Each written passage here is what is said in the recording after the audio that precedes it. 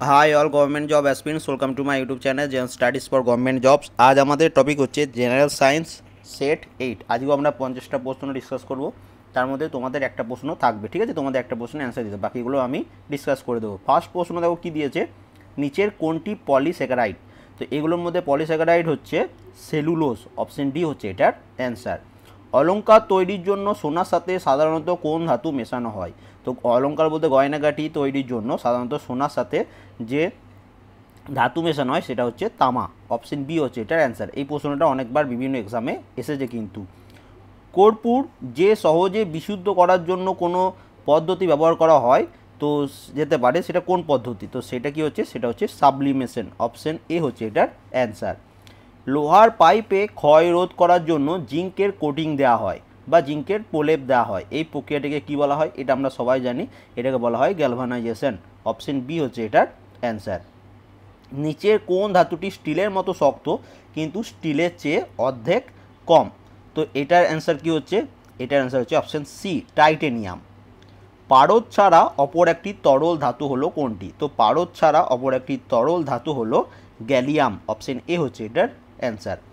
উষ্ণতা বাড়লে নিচের কোনটির দ্রবণীয়তা কমে? তো উষ্ণতা বাড়লে নিচের দ্রবণীয়তা কমে, সেটি হচ্ছে, তো এটির অ্যান্সার হচ্ছে অপশন ডি, চুন। রাসায়নিক গাড়ে প্রস্তুত প্রথম জৈব যৌগের নাম কি? এই প্রশ্নটা এক্সামে প্রায় আসে, সেটা হচ্ছে ইউরিয়া। এবং ইউরিয়ার কেমিক্যাল ফর্মুলা কি? ইউরিয়ার কেমিক্যাল ফর্মুলা হচ্ছে CH4N2O, এটা হচ্ছে ইউরিয়ার কেমিক্যাল ফর্মুলা, ঠিক আছে? এই কেমিক্যাল ফর্মুলাও কিন্তু তোমাদের মনে রাখতে হবে। 9 নম্বর প্রশ্ন, আবহাওয়াবিদদের বেলুন কোন গ্যাস দ্বারা ভর্তি করা হয়? তো এটি হয় অপশন ডি, হিলিয়াম গ্যাস দ্বারা। মুক্ত রাসায়নিক যৌগটি হলো কোনটি? তো মুক্ত রাসায়নিক যৌগটি হচ্ছে ক্যালসিয়াম কার্বনেট। ক্যালসিয়াম কার্বনেটের রাসায়নিক সংকেত কি? CaCO3, calcium carbonate. এরপর দেখো, বৈদ্যুতিক হিটারের কয়েল কি দিয়ে তৈরি হয়? খুব খুব ইম্পর্টেন্ট, এটা ফিজিক্স থেকে প্রশ্ন। তো এটার অ্যান্সার কি হচ্ছে? নাইক্রোম। বৈদ্যুতিক হিটারে যে কয়েলগুলো হয় সেগুলো নাইক্রোম দিয়ে তৈরি। লেবু ও কমলা লেবুতে কি অ্যাসিড থাকে? তো লেবু এবং কমলা লেবুতে যে অ্যাসিড থাকে সেটা হচ্ছে সাইট্রিক অ্যাসিড, অপশন বি হচ্ছে এটার অ্যান্সার। ইলেকট্রিক বাল্বের ভেতর কি গ্যাস থাকে? তো খুব ইম্পর্টেন্ট একটা প্রশ্ন। ইলেকট্রিক বাল্বের ভেতর যে গ্যাসটি থাকে সেটা অপশন অনুযায়ী এটার অ্যান্সার হচ্ছে নাইট্রোজেন। অনেক সময় দেখবে নাইট্রোজেনের সাথে আরেকটা যেটা থাকে সেটা হচ্ছে আর্গন গ্যাস।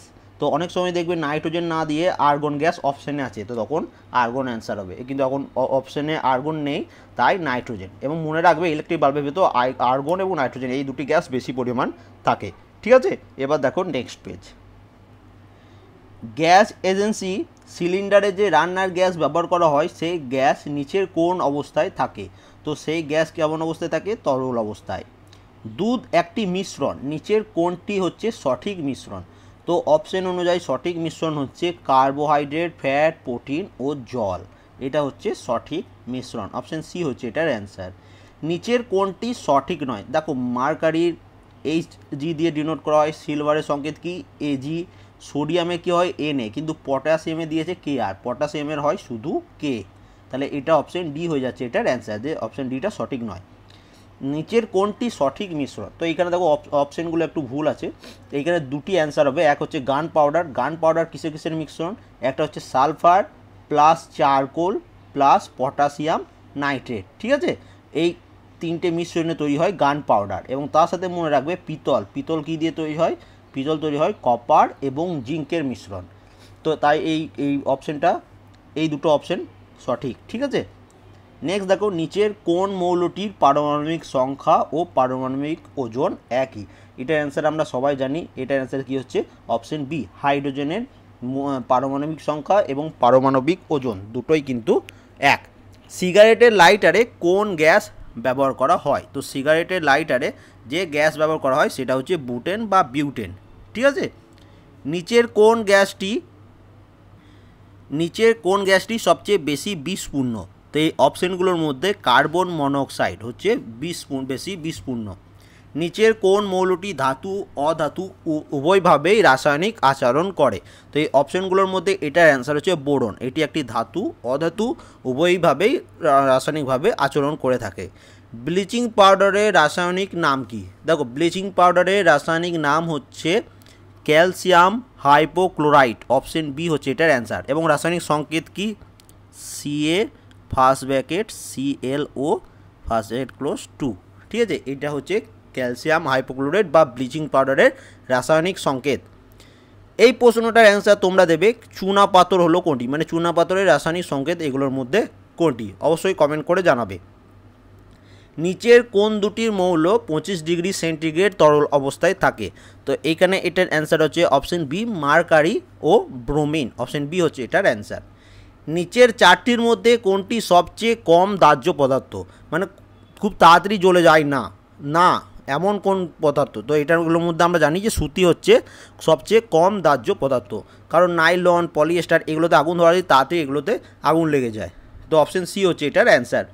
নিচের কোন রাসায়নিক পদার্থে নাইট্রোজেনের পরিমাণ সর্বাপেক্ষা বেশি? তো সর্বাপেক্ষা বেশি সবথেকে যেটা থাকে সেটা হচ্ছে ইউরিয়াতে নাইট্রোজেনের পরিমাণ সবথেকে বেশি। এবার দেখো নেক্সট পেজ। তেলের হাইড্রোজেনেশন প্রক্রিয়া নিচের কোন ধাতুটি অনুঘটক হিসাবে ব্যবহৃত হয়? তো এখানে যেটি ব্যবহৃত হয় সেটি হচ্ছে নিকেল। তামার গলনাঙ্ক কত? দেখো এই ধরনের প্রশ্ন কিন্তু তোমাদের এক্সামে একটা পাবে। তো তামার গলনাঙ্ক হচ্ছে 1083 ডিগ্রি সেন্টিগ্রেড। উদ্ভিদ তেল থেকে বনস্পতি ঘি তৈরির জন্য নিচের কোন গ্যাসটি ব্যবহৃত হয়? তো এটা হয় হাইড্রোজেন গ্যাস। এবং কোন পদ্ধতি? হাইড্রোজেনেশন পদ্ধতিতে এটা হয়। এবং কোন গ্যাস ব্যবহৃত হয়? Hydrogen gas. তাহলে এখান থেকে দুটো প্রশ্নের অ্যান্সার তোমরা পেয়ে গেলে।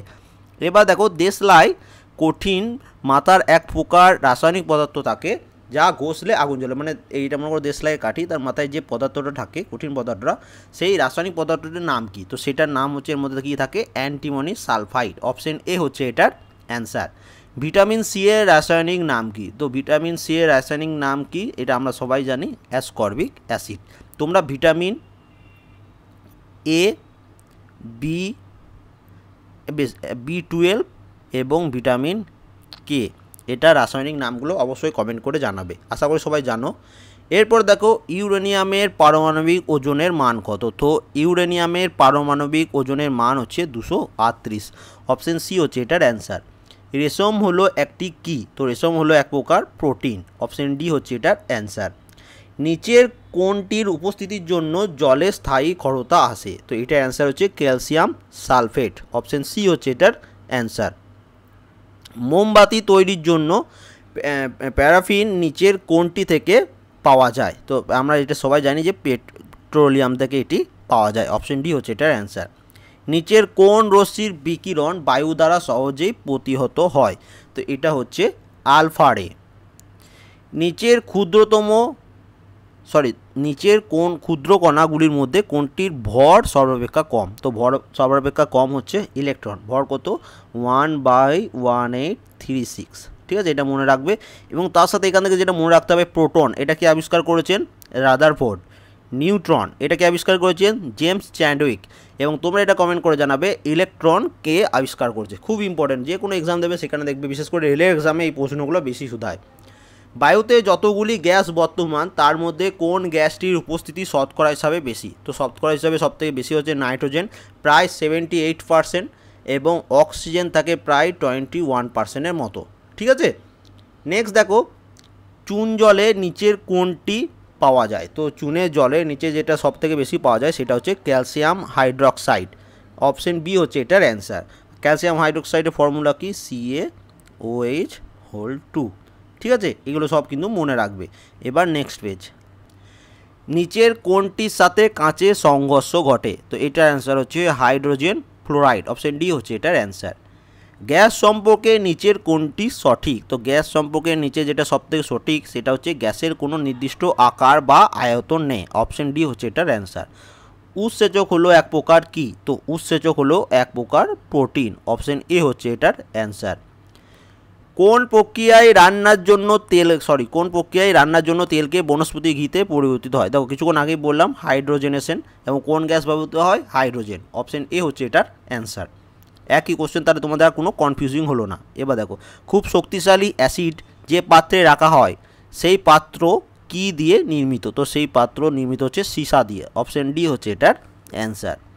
নিচের কোনটি তৈরি করতে ক্লোরিন ব্যবহৃত হয় না? তো ক্লোরিন ব্যবহৃত হয় না সেটা হচ্ছে ফসফিন। এবার এটা তুমি বুঝবে কী করে?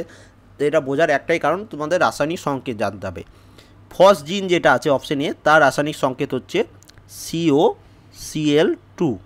ব্লিচিং পাউডার কিছুক্ষণ আগেই বললাম, CA ফার্স্ট ব্র্যাকেট ClO2 এবং হাইড্রোক্লোরিক অ্যাসিড HCl। তাহলে দেখো এইখানে Cl রয়েছে, এটাতে Cl রয়েছে এবং এটাতে Cl রয়েছে, কিন্তু ফসফিন এর রাসায়নিক সংকেত হচ্ছে PH3।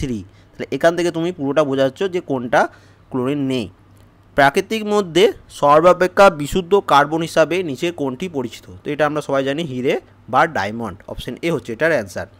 নিচের কোন মৌলটি পেন্টঅক্সাইড গঠন করতে পারে? তো পেন্টঅক্সাইড গঠন করতে পারে যে মৌলটি, সেটি হচ্ছে অপশন সি ফসফরাস। নিচের কোন মৌলটি সমস্ত জৈব যৌগের মধ্যে পাওয়া যায়? তো সমস্ত জৈব যৌগের মধ্যে পাওয়া যায় কার্বন। সমস্ত নোবেল গ্যাসের সম্পর্কে নিচের কোনটি প্রযোজ্য? তো সেটা হচ্ছে এই সমস্ত নোবেল গ্যাসগুলি হয় বর্ণহীন ও গন্ধহীন। এবার তোমাদের এখানে আরেকটা জিনিস মনে রাখতে হবে, নোবেল গ্যাস কোনগুলো? নোবেল গ্যাস হচ্ছে হিলিয়াম, নিয়ন, আর্গন, জেনন, ক্রিপ্টন, রেডন। ঠিক আছে, মনে থাকবে। এবং 50 নম্বর প্রশ্ন দেখো, অ্যালকোহলে কী কী মৌল থাকে? তো ফার্স্ট এখানে তুমি যদি অ্যালকোহলের ফর্মুলা জানো তাহলে কিন্তু এটা অ্যান্সার করতে পারবে, C2H6O। তাহলে কী কী থাকছে? Carbon, hydrogen, oxygen. Option B হচ্ছে এটার অ্যান্সার। তাহলে কত ইজিলি তুমি না অ্যান্সারগুলো করতে পারছো। এবং আরেকটা লাস্ট প্রশ্ন, রাসায়নিক বিক্রিয়ার শেষে একটি অনুঘটক নিচের কোনটির ক্ষেত্রে অপরিবর্তিত থাকে? তো সেটার অ্যান্সার হচ্ছে অপশন ডি পরিমাণ ও রাসায়নিক গঠন। অপশন ডি হচ্ছে এটার অ্যান্সার। সরি, এটা পারমাণবিক হবে। ঠিক আছে, স্পেলিংটা একটু মিস্টেক হয়ে গেছে, পারমাণবিক ও রাসায়নিক গঠন। তাই টোটাল যে আমরা 51 প্রশ্ন ডিসকাস করলাম, তার মধ্যে 50 কোশ্চেন অ্যান্সার আমি দিলাম। তোমাদের জন্য একটা প্রশ্ন রইল, অবশ্যই কমেন্ট করে জানাবে। এটার পিডিএফও আমাদের টেলিগ্রাম চ্যানেলে আমি পোস্ট করে দেবো। এবং যারা আমার চ্যানেলে নতুন অবশ্যই সাবস্ক্রাইব করে নেবে পরবর্তী ভিডিওগুলো দেখার জন্য। And thank you for watching.